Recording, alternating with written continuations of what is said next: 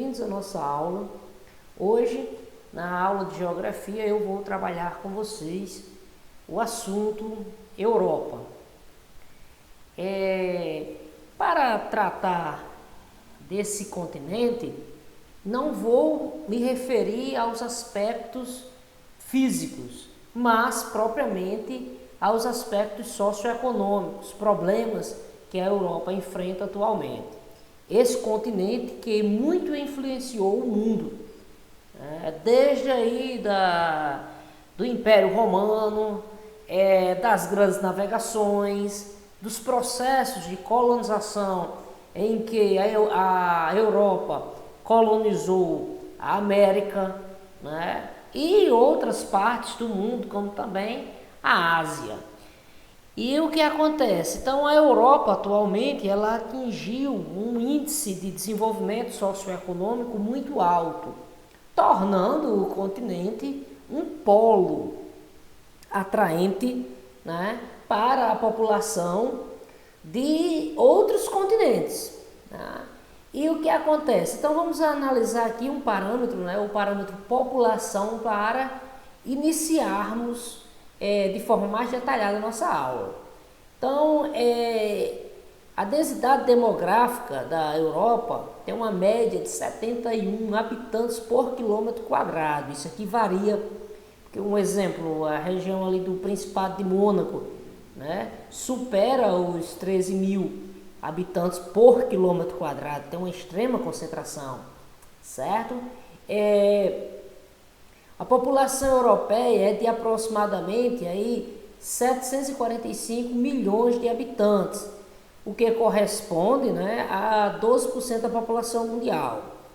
Só que ela tem uma característica: a maior parte da população europeia ela já é considerada aí acima de 50 anos. E isso preocupa, porque vai mostrar justamente o norte, né, das políticas públicas que devem ser enfatizadas nesses países. Bom, as regiões menos habitadas da Europa é justamente a parte da Europa que tem características físicas extremas, como frio, regiões montanhosas. Então você tem aqui um exemplo, né, a região da Escandinávia, a Finlândia, né, o norte da Rússia, que já está próximo, né, ou localizado também no Círculo Polar Ártico, certo?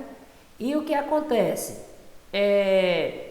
Só para vocês visualizarem melhor, o grande desenvolvimento atingido pelos países da Europa, uma qualidade de vida altíssima, é refletido na expectativa de vida da sua população, que é aí sempre superando os 80 anos ou muito próximo dos 80 anos.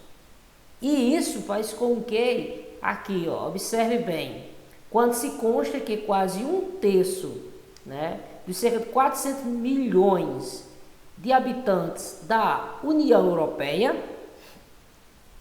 é constituído por uma população com idade superior aos 50 anos de idade, aquilo que eu já falei para vocês. E isso reflete literalmente, né, nesse aspecto aqui, né, previdência social, que é justamente então a parte da população que começa a viver já da sua aposentadoria. Quem vive da aposentadoria é justamente então aquela parte da população que não está mais no auge de sua produtividade.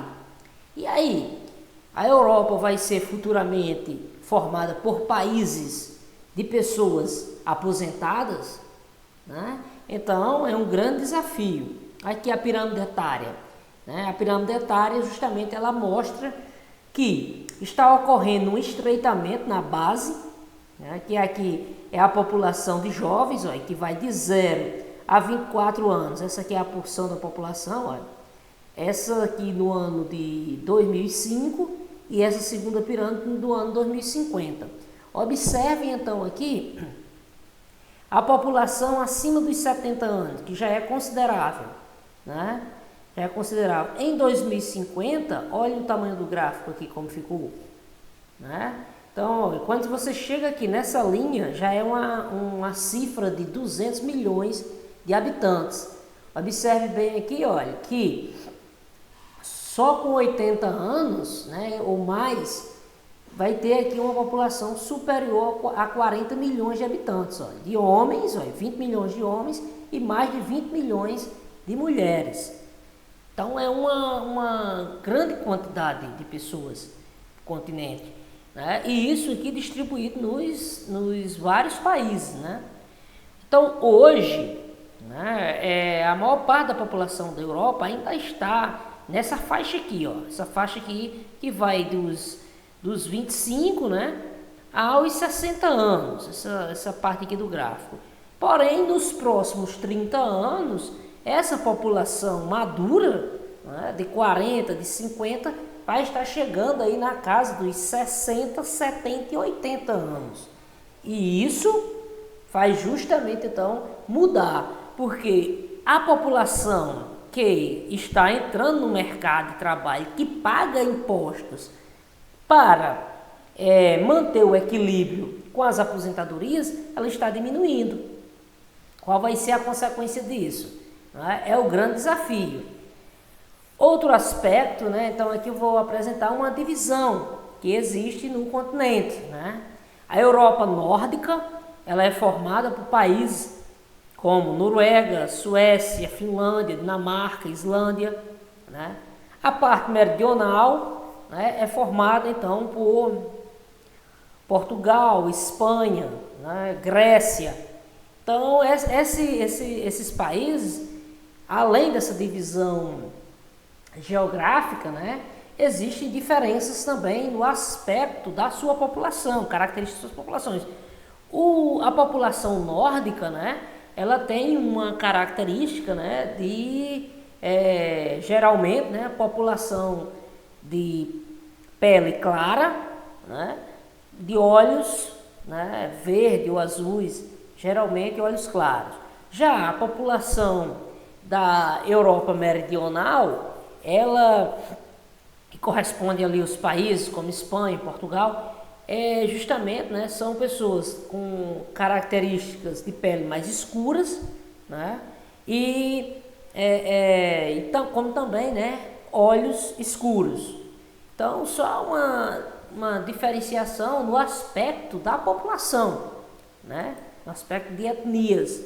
Bom, no que diz respeito à religião, a Europa, ela foi foco, né, sempre foi foco de grandes mobilizações religiosas, né, de revoluções religiosas, como aconteceu, por exemplo, a Revolução Protestante, né, então que inclusive motivou o povoamento, né, em outros países do mundo devido justamente às perseguições religiosas.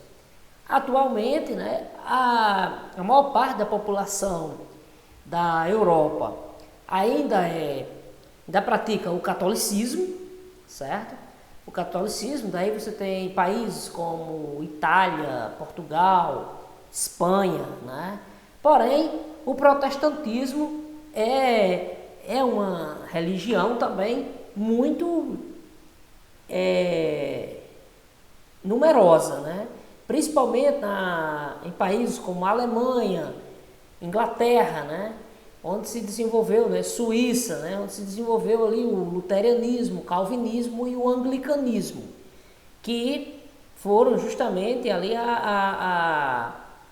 os movimentos religiosos, né, que dividiu a Igreja Católica, né, durante o século XVI. Além desse aspecto, né, você tem também o islamismo, que é praticado em países como Turquia, mas cada vez mais imigrantes desses países islâmicos estão chegando à Europa, né? E esse número está se tornando cada vez mais numeroso, né? O judaísmo é praticado também em diversos países, porém, né, o número de adeptos é pequeno, certo? Bom, avançando, né, entre os praticantes do islamismo, há uma facção minoritária conhecida como fundamentalistas, os radicais, né? Da qual fazem parte alguns grupos que promovem atos terroristas, né? Que sempre ganham destaques, né? na mídia internacional.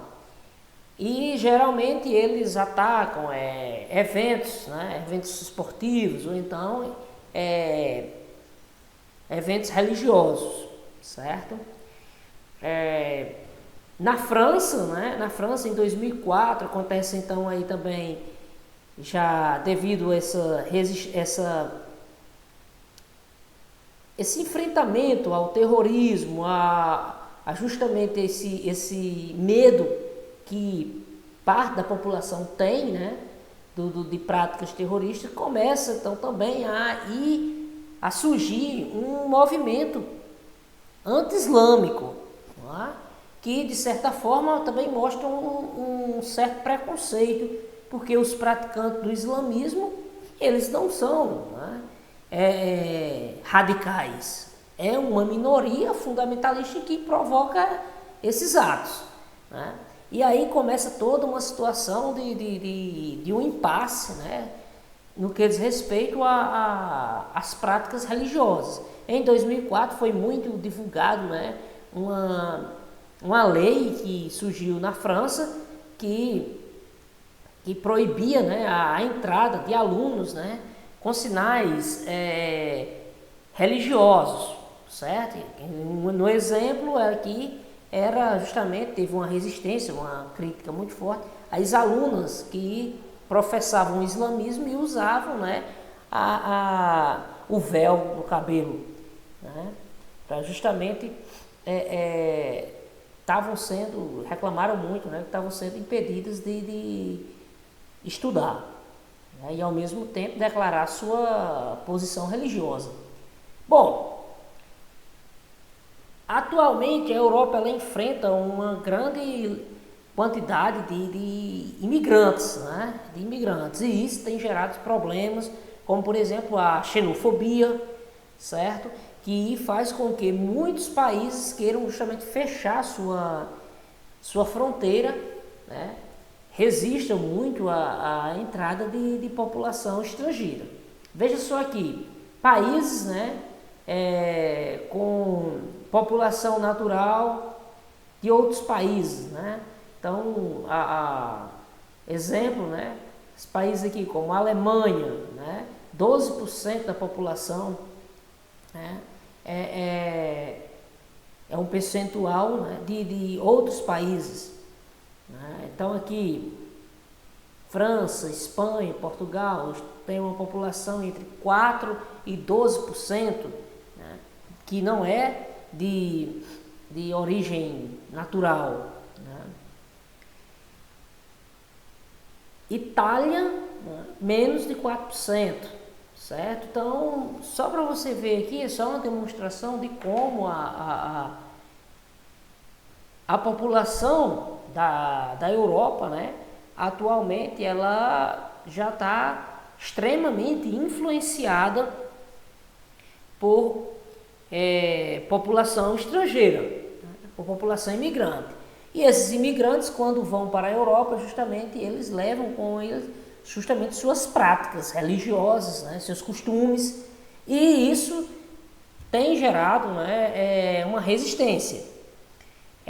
O que acontece também é que a Europa ela não tem como rejeitar essa mão de obra imigrante, porque grande parte de sua população já está se tornando idosa e precisa de justamente mão de obra imigrante para fazer aquela atividade em que o europeu praticamente, né, devido ao alto padrão de vida que ele já tem, ele não faz. Como, por exemplo, garçons, construção civil, né, justamente aquela atividade mais pesada. Tudo isso aí quem faz é a mão de obra imigrante. Depois eles vão adquirindo uma maior estabilidade e crescem socialmente. Beleza, pessoal? Essa foi a nossa aula.